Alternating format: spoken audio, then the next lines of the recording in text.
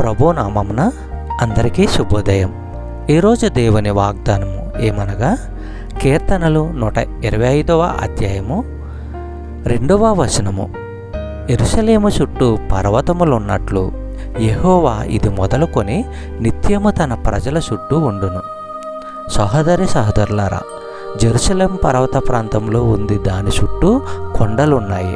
అలానే దేవుడు తానే తన విశ్వాసుల చుట్టూ రక్షణ కవచంగా, ఆశ్రయంగా, సజీవమైన సన్నిధిగా ఉంటాడు. యెహోవా తన ప్రజలను ఎన్నటికీ విడిచిపెట్టడు.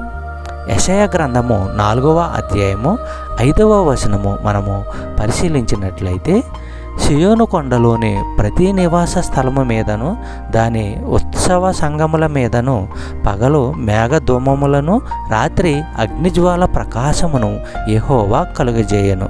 చెప్పబడిన వాగ్దానము దేవుడు దీవించి ఆశీర్వదించును గాక. ఆమేన్.